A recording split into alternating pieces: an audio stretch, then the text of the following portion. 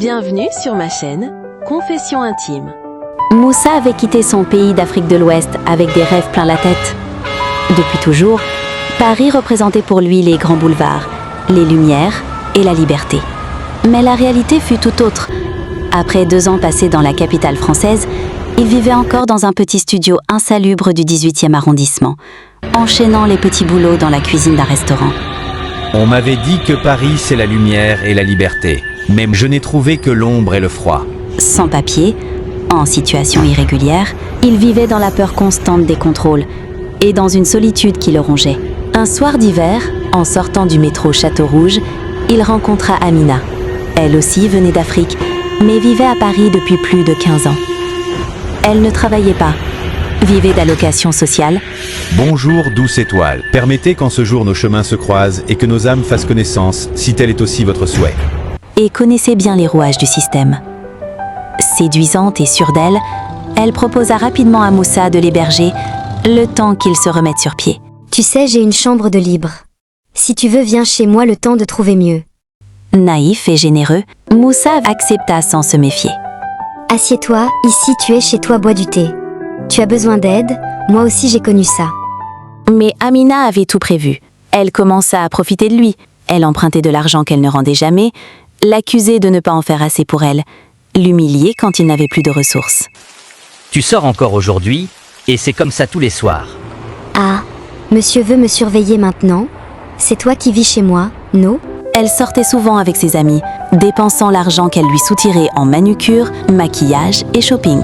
Pendant ce temps, Moussa rentrait épuisé du travail et devait encore préparer les repas et faire le ménage. Il croyait l'aimer et pensait qu'elle changerait. Je croyais que tu voulais m'aider, mais c'est moi qui me suis mis à t'aider sans fin.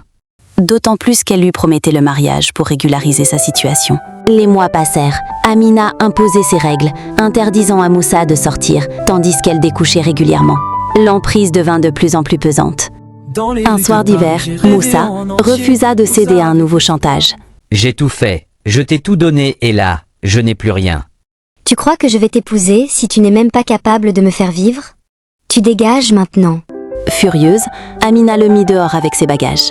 Sans argent ni abri, il erra dans le froid avant de se réfugier dans un petit bar du quartier.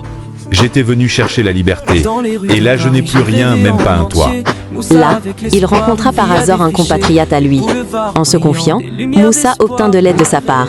Il devint plus qu'un frère pour lui. Tiens, c'est une association, ils aident les sans-papiers. Tu n'as pas à subir sa petit frère. Merci mon frère. Pour la première fois depuis longtemps, il se sentit soutenu. Il reprit confiance en lui. Quelques mois plus tard, Moussa rencontra Fatou, une jeune femme travaillant dans une banque. Douce et sérieuse, elle crut en lui et l'encouragea à suivre une formation. Leur relation devint solide. Oui, je le veux. Ils se marièrent, fondèrent une famille et Moussa finit par obtenir ses papiers. Il termina sa formation et décrocha un emploi stable, dans la même banque que sa femme. Les années passèrent. Moussa gravit les échelons, jusqu'à occuper un poste important et confortable. Il avait désormais tout ce dont il avait rêvé. Une vie digne, un travail, une famille aimante. Un jour, dans le hall de la banque, il croisa Amina. Elle était venue pour un rendez-vous financier. Le temps avait passé, mais rien n'avait changé pour elle. Sans travail, sans véritable entourage, elle vivait dans la même précarité qu'autrefois. En voyant Moussa, élégant et confiant, elle comprit ce qu'elle avait perdu. Bonjour, madame, vous avez rendez-vous? Je voulais juste... C'est toi?